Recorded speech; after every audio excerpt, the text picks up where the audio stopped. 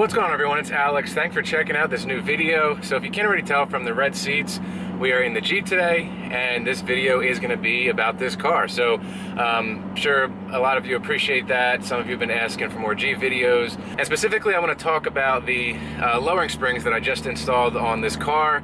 They're the Swift Sport lowering springs. I've had these springs for too long, really, honestly. They should have been on the car a long time ago, but I finally got a chance to install them, and the install video you will be seeing after this. It's a little bit of more of a lengthy video, so it's a little bit more to edit, so I figured I would put this together, be a little quicker, get this out there, and then you can look forward to the install video. So, like I said, install the Swift Sport lowering springs.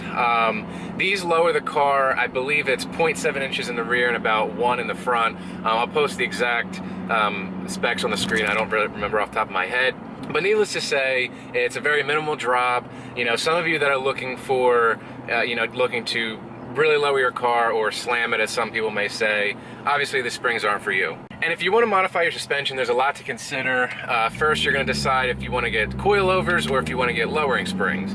And then once you decide that, you obviously have all the brands to decide with, and then how much money you want to spend. So the basic things that went into my decision that you may be able to relate to are that this car is my daily driver. I didn't want it as low, even as low as my Z, which isn't that low to begin with. And the second thing is I really didn't want to go out and spend the extra money for different front control arms and then camber and tow arms, or tow bolts in the rear that you would need if you went with more of an aggressive drop, or used coilovers with an aggressive drop.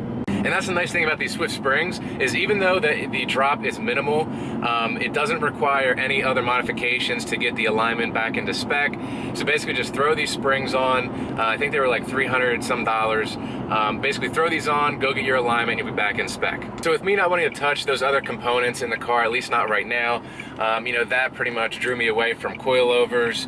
I know you can do a moderate drop with coilovers, but you're just spending the extra money. You're not going to go pretty much as low as you can with them. So pretty much check those off the list real quick.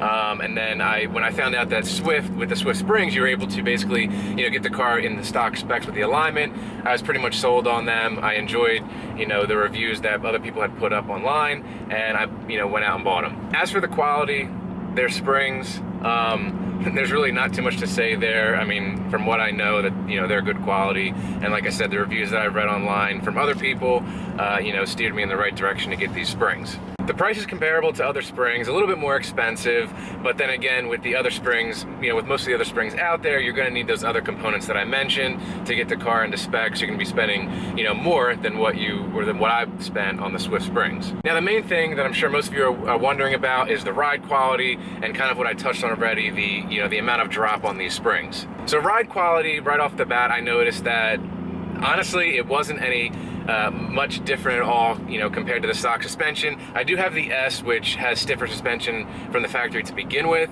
So just putting these springs on the, sport struts and with the sport shocks, there was almost zero increase in, roughness with the ride or anything like that. So with these springs, the car feels great. Like I said, really no increase in stiffness or anything like that. Maybe, I don't know, a 5% increase in stiffness, but nothing that's that, drastic of a difference compared to the original sport suspension. Obviously, I don't have an opinion putting these on base suspension because I don't have that, but knowing what I know, it's obviously going to be stiffer than that. So that's a chance you have to take if you have a base model. And as for the drop, like I already mentioned, it's very minimal, subtle, but I do think that this is how the car should have came from the factory. There is a significant amount of wheel gap from the factory, obviously, just like any other car that's, with the consumers out there and who buys the car, you can't have, an inch of fender gap for everybody. So, but anyway, I think this car should have came this way from the factory in terms of its suspension height. But right now, the fender gap is about, I would say, 1.5 fingers to 2 fingers. From the tire to the fender. And for me, visually, that's great. I've never been one to slam my cars anyway. So this minimal drop looks great in my opinion. Again, if you're into really low cars, don't get the suspension, you won't like it. But if you're someone like me with a daily driver, you just want a little bit more of a drop, just a little bit more aggressive, and just a really good quality spring setup, I'd highly recommend these. I would definitely buy these again if I had to do it all over. Even looking towards the future, I really don't see myself going any lower or really wanting coils for this car. So I'm really happy with these springs, and I just wanted to share that with you guys if you were wondering what suspension components to buy, specifically springs or coilovers, because I think it's one of the most common modifications both on the G and pretty much any other car out there.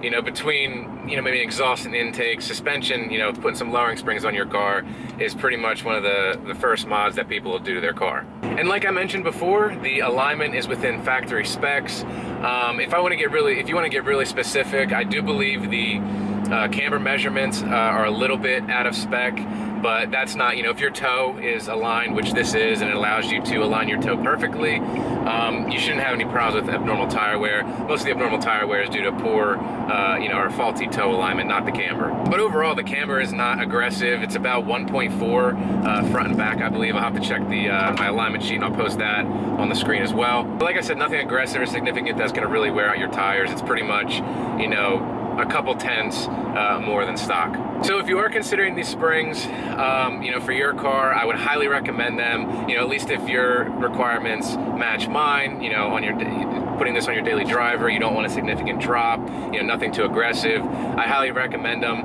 And I did put these springs on the stock shocks with I have 88,000 miles now, and no issues. Still seems like I have a good amount of life left in the rest of the suspension, so I'm really happy overall, and like I said, I would do this again if I had to do it all over. So I hope you did enjoy the video. If you did, please give it a thumbs up. If you have any questions or anything to add regarding this or anything else, please drop a comment down below. If you're not already subscribed to the channel, please do so. I'd really appreciate it. And like I said in the beginning of the video, please stay tuned and keep your eye out for the install video of those springs. So thanks again for watching. I hope everybody enjoys the rest of their day, and I'll see you next time.